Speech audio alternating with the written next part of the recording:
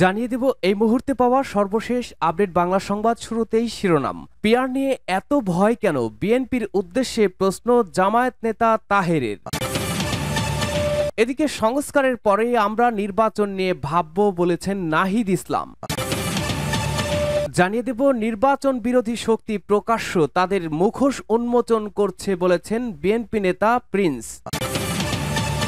এদিকে উপদেষ্টা হোক আর রাজনীতিবিদ কাউকেই ছাড় দেয়া হবে না, সার্জিস আলমের ফেসবুক পোস্ট।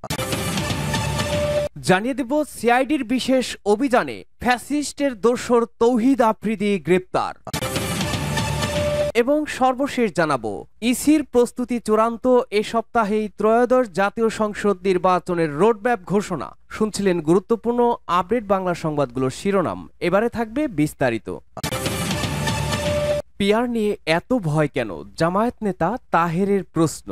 আগামী ত্রয়োদশ জাতীয় সংসদ নির্বাচন পিয়ার পদ্ধতিতেই অনুষ্ঠিত হতে হবে বলে মন্তব্য করেছেন বাংলাদেশ জামায়াতে ইসলামীর নায়েবে আমির ও সাবেক সংসদ সদস্য ডাক্তার সৈয়দ আব্দুল্লাহ মোহাম্মদ তাহের। পিয়ার নিয়ে ডাক্তার তাহের আরো বলেন, অনেকেই বলে আমরা নির্বাচন চাই না, যারা এসব বলে আমরা তাদেরকে বলি আসেন পিয়ার নিয়ে ডিবেট করি। পিয়ার নিয়ে আপনাদের এত ভয় কেন? আপনারা যেহেতু বলছেন জনগণ আপনাদের ভোট দেবে এবং আপনারা অনেক বড় দল, সেক্ষেত্রে দেশের মানুষ যদি আপনাদেরকে ক্ষমতায় চায় সেটার সঠিক প্রতিফলন পিয়ার সিস্টেমেই সম্ভব। আমরা অবশ্যই নির্বাচন চাই, সেটা প্রতিনিধিত্বমূলক নির্বাচন।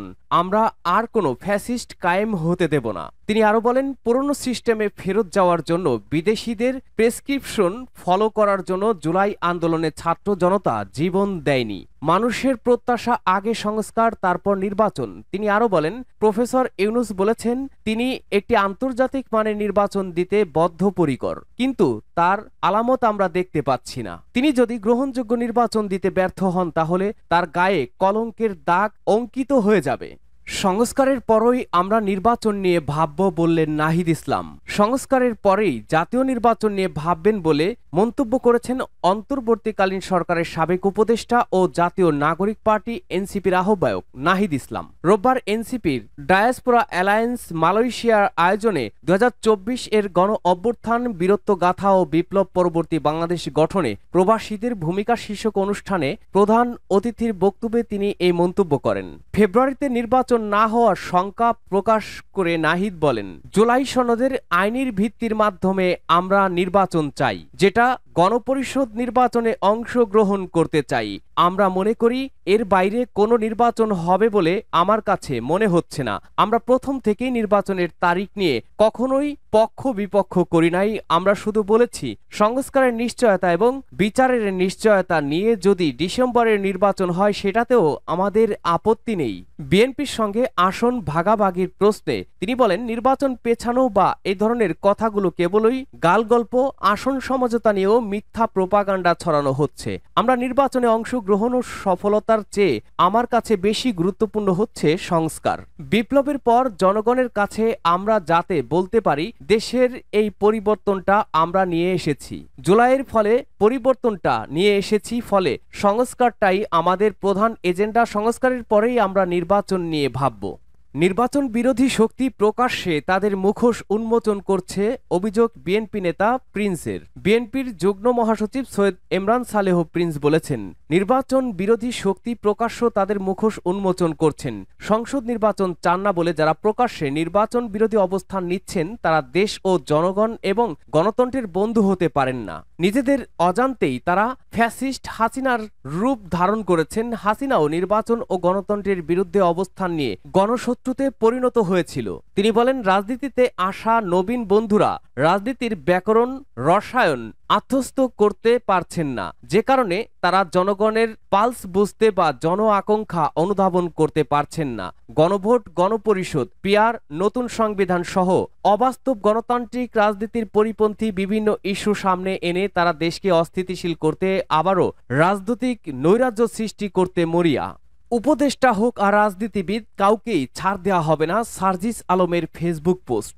উপদেষ্টা হোক আর রাজনীতিবিদ কাউকেই ছাড় দেওয়া হবে না বলে মন্তব্য করেছেন জাতীয় নাগরিক পার্টি এনসিপির উত্তর অঞ্চলের মুখ্য সংগঠক সার্জিস আলম। রোববার রাতে ফেসবুক পোস্টে তিনি এই মন্তব্য করেন। তিনি তার ভেরিফাইড ফেসবুকের এক পোস্টে বলেন, জুলাই সনদের মাধ্যমে মৌলিক সংস্কার বাস্তবায়ন যারাই বাধা হয়ে দাঁড়াবে তাদের মুখোশ জনগণের সামনে উন্মোচন করা হবে। জুলাই সনদ বাস্তবায়নের নিশ্চয়তার পর অন্য আলাপে শুরু হতে পারে, তার আগে নয়। উপদেষ্টা হোক আর রাজনীতিবিদ, কাউকেই ছাড় দেয়া হবে না এ বিষয়ে। এরপরে তিনি লিখেছেন, সাধুর সাবধান, কে কি করছেন কিংবা করতে চাচ্ছেন কোনো কিছুই গোপন থাকবে না। শেখ হাসিনা তো জান নিয়ে পালাইতে পারছে, আপনারা সেটাও পারবেন না। জনগণ এত ভালো না, কঙ্কালতন্ত্রের পশ্চাৎ অংশের মধ্যবর্তী মাংসল ক্ষেত্র দিয়ে সকল ক্ষমতা ভরে দেওয়া হবে। ব্রেকিং নিউজ, বাবার পর এবার ছেলে তৌহিদ আফ্রিদিকেও গ্রেপ্তার করল পুলিশ। বরিশালে গ্রেপ্তার কন্টেন্ট ক্রিয়েটর তৌহিদ আফ্রিদিকে আনা হচ্ছে ঢাকায়। বৈষম্য বিরোধী আন্দোলনের সময় দায়ের করা একটি হত্যা মামলায় গ্রেপ্তার কন্টেন্ট ক্রিয়েটর তৌহিদ আফ্রিদিকে ঢাকায় আনা হয়েছে। রোববার রাতে বরিশাল মহানগরের বাংলাবাজার এলাকার একটি বাড়িতে সিআইডির বিশেষ অভিযানে তাকে আটক করা হয়। বরিশাল কোতোয়ালি মডেল থানার ভারপ্রাপ্ত কর্মকর্তা ওসি মোহাম্মদ মিজানুর রহমান জানান, রাত 10:30টার দিকে ঢাকা থেকে আসা সিআইডির একটি দল স্থানীয় পুলিশের সহযোগিতায় তৌহিদ আফ্রিদিকে গ্রেপ্তার করে। গ্রেপ্তারের পরপরই তাকে ঢাকায় নিয়ে যাওয়া হয়। সিআইডি সূত্রে জানা গেছে, জুলাই অভ্যুত্থানকালে রাজধানীর যাত্রাবাড়ী থানায় দায়ের করা একটি হত্যা মামলায় তাকে গ্রেপ্তার করা হয়েছে।